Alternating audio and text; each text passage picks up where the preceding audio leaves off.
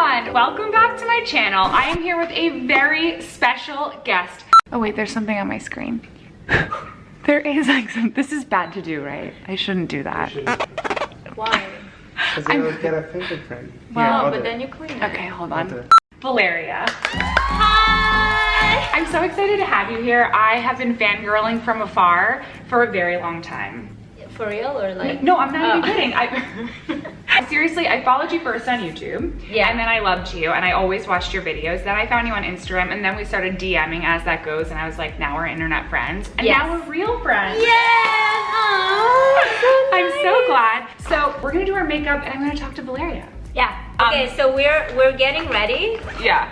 We're Okay. getting ready for just a day. Okay. Natural, should we do a natural everyday makeup tutorial? Let's break the internet with this original idea. Yes, we should. So I started modeling, I start from the beginning. I started modeling at the age of like 16. I moved out and that was like my career. And it's really funny because I'm such an insecure introvert person that modeling was literally the last thing, the last industry that I thought I'll be part of. Like for me, my goal living in Israel, growing up in like a small town, was to work at McDonald's. I was like, if I'm gonna get a McDonald's job, I made it. Like life is made. Oh my God. By the way, I went to McDonald's last night, so. You see? It's an institution and I wanted to be part of it, but they did not accept my application. Shut up. No, for real. I like, it was really sad. I'm sad. So my mother was, you know, people commented that like, oh, she's so photogenic, blah, blah, blah, growing up. And she's like, if you're not gonna get into McDonald's, let's go meet a modeling agency. I was like, no problem. I'm like so getting McDonald's. And I didn't get into McDonald's. So 10 years I've been in the modeling industry, but yeah, in 2000 something, I don't know, I was here and I wasn't here for a long time. I was working a lot. When I was living in Canada, I was between like LA, New York. Then when I moved here and I felt really, really lonely. Yeah, it's a tough city. It is. It's funny because I think that that point in my life, I had the most amount of people around me and I was the most busy with all these social events, but I felt so lonely. Yeah, New York is really, really hard and I feel like it's so overstimulating and sometimes you don't realize that you're not having like quality interaction. Yeah. So one thing, for those of you at home who do not know, Valeria has 3 children, which is insane. You're like a little baby yourself. I feel like one, trust me. I wake up in the morning and I'm like, Mama, I hear Mama, I'm like, I really love the way you are with your kids. Like, I feel like I love watching your family vlogs so much because like I said, they feel just like so wholesome and so nice. Thank you. How do you balance like sort of your life being like a working mother and then also producing content all the time? Like, how do you balance it all? You know what? I'm not gonna lie. I think that it's really difficult. And I think that with a new baby, because my kids are, Jake is 6, Benjamin is 4.5, and Maxie is 11 months this month. So it's been really tough, but I also feel like in a way it really saved me because I was never kind of, like I couldn't be fully immersed in like motherhood unless I have something going on of my own. And I feel like content creation, moving from modeling, it was like a natural kind of progression for me because, you know, we're in front of the camera, we feel comfortable.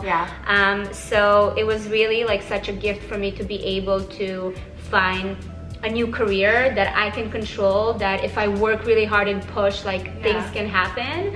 How did you feel post baby, like confidence wise, whether it be about work, your body, everything? Like, what was that change like for you? I feel like with the first, I was so young. I was 22 when I had Jake.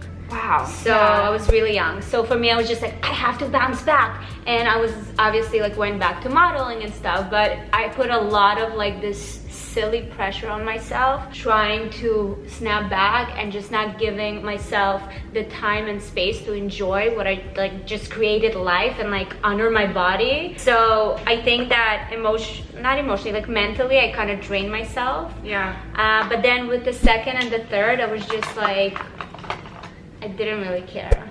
The third was the best. Like my last child, he has a name, Max. With Max, I feel like I was the most like whole and like honoring my body and took my time. Yeah. And that I feel like I like my body today way more than before kids. Huh, do you think that was just a matter of time or experience because he was your third and you knew what was happening? Yeah, I just realized that, you know, you can't have the same body that you had before kids. Like it's natural and you need to evolve with it and you need to accept it. And I was excited like when people were like, oh, you bounced back. It's like, I don't want to bounce back. I want to like be a better, stronger version. Right. Because I think that as you get older, you're like, understand that it's all about evolving into something new and not like trying to recreate what you were 5 years ago. So what motivates in general, what do you think kind of like motivates you the most in general? I think that what motivates me the most is just like showing my kids, because at the end of the day, everything that I do, I see that my kids are watching. And for me, it's really empowering to know that they're growing up seeing, you know, a woman that's like a prominent person in their life, takes care of herself, puts herself first, takes care of the family, has a career, has her own thing going on. Like, I'm not sitting there waiting for them to come home and like I'm on top of them. Like, I have my own thing going on and I try to, you know, make them part of it as much as possible. Like I always tell them what I'm doing and what projects I'm working on. Yes, all they hear is like one word and they don't really understand everything, but I want them to get used to, you know, the fact that it's something that they need to encourage and appreciate and respect, because, you know, we're equal in the household and my husband has, I think, is like an amazing example for them. So for me, I just feel like this is something that makes me proud, and while I develop myself and always better myself, they also see it. You know? That's amazing. One other thing that I love that you feature so much of your family. I'm saying that for like the 10,000th time, but it's true. How do you feel about bringing Gary on and like having him on? I love that you guys like talk about your relationship so openly and you're really like transparent about what you guys go through. What's that like for you and what's it like for him? Gary, I mean, I'm an open book, and I feel like I went into social media for that reason specifically, because I didn't want to portray something that we've seen gazillion times before. Like I want to show the truth. And I think that the secret to also the longevity in social media is to be authentic and not to create a character that you constantly need to play. You know what I mean? That's a good point, So I just always, I have nothing to hide, and for me, I feel like my platform is like, I have an amazing audience of like young women and women in general that just want to relate to someone, want to hear the hard times, and that's what I'm about. I feel like a big sister or like a friend rather than like a, how do you call it, an authority. You know what I mean? No, I know exactly what you mean. I feel like YouTube is such a nice place for that too, because you can really show all of those moments. You can show the moments that might feel a little more elevated or glamorous, but then you can also be like, this is the reality of what's going on here, which I think is really nice. I have a question for you. I just wonder, so when you put the blush, is that a thing to put it all the way here? No, it's just way too high. No, but I do tend to. Are you asking for a tip? I'm like my blush is just up to here. No, I just always take a fluffier blush. Like I'm also like not looking at myself because I can't multitask. I'm like trying to talk to you, look there, and do this. So whatever. Honey, motherhood will train you real good. No, but I always take a fluffier blush and tend to go a little bit higher, and sometimes I'll also do sort of the bridge of your nose because that's where the sun hits. And it kind of just actually makes. But that's like a good tip, because it really does give like such a nice flash to your skin. I think it just looks more natural than people tend to do this. Like here. Basically, all the makeup tutorials you watch until now are wrong. Well, yeah, see, we are breaking the internet with this everyday makeup tutorial. Maybe you learned something. Probably not, though, because it's not groundbreaking. I feel like people should try it at home and send you screenshots. And let me know. Yeah, exactly. Your brows are good. Did you just fill them in? Yes, I did. Wow, they look good. We did a video together for Valeria's channel, so make sure you go and watch it as well. Make sure you want to watch it. You're good. Yeah, it's gonna be way better than this one, to be honest.